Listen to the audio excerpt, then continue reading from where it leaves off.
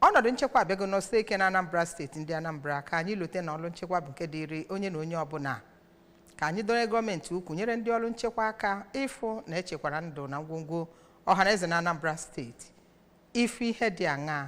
jee nye mkpesa n'ebe ị kwesịrị inyenụ ka wee mee ka Anambra steeti wee bụrụ ọkachasị mma. Lota akara ị ga-akpọ na ntụmadị 5111 ma ọkwa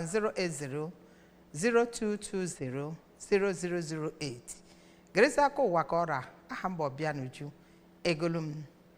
n'ifu na akwalitere ịkwụba aka ọtọ ihe ido anya n'ọnọdụ dịgasị iche iche spark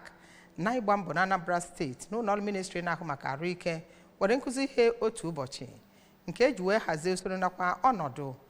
ọnọdụ dịgasị iche iche maka steeti nakwa kansụl ime obodo nakwa obodo dịgasị iche iche n'ihe metụtara ọnọdụ ahụike nke akpọrọ PHCs na Ọka. Onye ọrụ anyị Chibụzọ Okoye n'ebe ahụ ma wetara anyị ozi ka anyị sonyere Chibụzọ.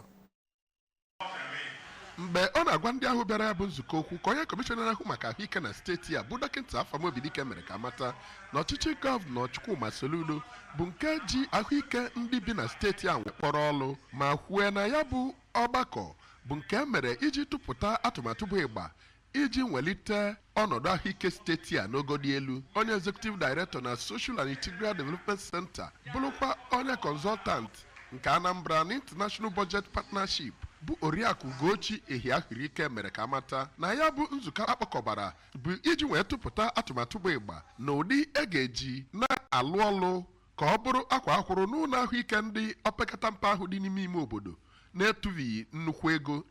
Otu onye bụ onye so bịa ya bụ mmemme bụ Maazị Godwin Ezedinobi onye si Ọba toziri gọvanọ Soludo maka ogologo ọlụ ọ na-alụ n'ọnọdụ ahụike nke steeti a ma gwazie ya ka o jide ka o ji. Site n'Ọka, aha m bụ Chibụzọ Okoye maka akụkọ ụwa ABS.